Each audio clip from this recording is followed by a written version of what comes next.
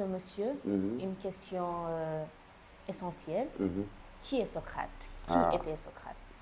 Qui est Socrate? Socrate, c'est d'abord la figure emblématique de la philosophie. On le considère, et c'est le point essentiel, chez les historiens de la philosophie, il est le père de la philosophie. La philosophie a commencé avant lui. Disons, il y a eu des précurseurs. Il y a eu des gens qui ont balisé le terrain. On rappelle souvent que la philosophie est née sur les rives de la mer Égée, dans une colonie grecque qu'on appelait Milet à l'époque, où on a eu à recenser les premières hypothèses sur l'origine du monde avec des philosophes comme Thalès de Milet, le brillant mathématicien que nous connaissons, et Anaximène, on le cite aussi parmi les premiers, Anaximandre, sans oublier Pythagore, Anaxagore, Empédocle. Mais pourquoi Socrate a-t-il été retenu comme étant le père de la philosophie? Non pas parce qu'il a donné sa vie et sa mort même, et sa vie, disons donc, à la philosophie, mais parce que Socrate, il a donné à la philosophie un objet propre. Le géant du XVIe siècle, Montaigne, a dit que Socrate a ramené la philosophie du ciel où elle perdait son temps pour la mettre entre les mains des hommes. Ça veut dire qu'avant lui, on s'intéressait plutôt à des phénomènes cosmiques, au ciel, aux étoiles, au vent, à la tempête, etc. Ça, c'était le centre d'intérêt des Milésiens ou bien donc des philosophes pré-socratiques. Mais avec Socrate, on voit que l'homme devient la chasse gardée de la philosophie, le centre d'intérêt. Socrate soulève des questions éthiques. Qu'est-ce qu'il nous convient de faire? Des questions morales. Qu'est-ce qui est bien? Qu'est-ce qui est mal? Des questions politiques également. Comment nous organiser? Comment s'organiser? Comment faire advenir la justice pour que l'homme trouve son bonheur?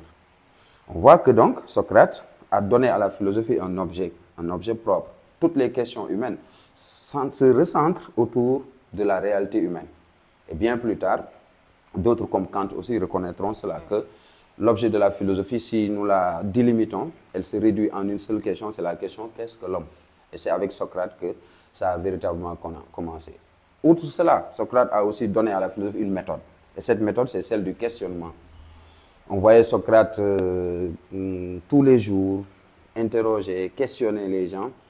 Alors, pas simplement pour les narguer, pour les ridiculiser, disons pour les déculotter, mais c'était surtout pour les inviter à bien penser, pour bien agir. Il donne à la philosophie donc un objet précis, il donne à la philosophie aussi une méthode, celle du questionnement. Le ressort de la philosophie, c'est le questionnement, c'est avec Socrate que ça a commencé. Et Socrate, qui est-il? C'est en fait un personnage, pas qui a été créé par Platon. Il a réellement existé. Souvent, vous voyez, on se dit, est-ce que Socrate a existé? J'ai entendu le bruit dans les réseaux sociaux l'année passée. Mais il a réellement existé. Même dans les livres de sagesse islamique, on le nomme, on le cite, Socrate al-Hikam. Vous allez chez des érudits comme Ghazali, Abu Hamid al-Ghazali, il cite Socrate. Beaucoup d'autres encore. Socrate a réellement existé. Donc, sa place et sa portée au cœur même de la philosophie est réelle. Et que donc, pour tous les philosophes, Socrate est le modèle. C'est la référence.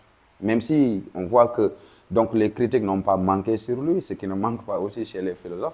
Mais Socrate, c'est en fait le philosophe. Je veux dire, en jouant sur l'article, le philosophe, c'est lui qui a consacré toute sa vie à cette discipline-là.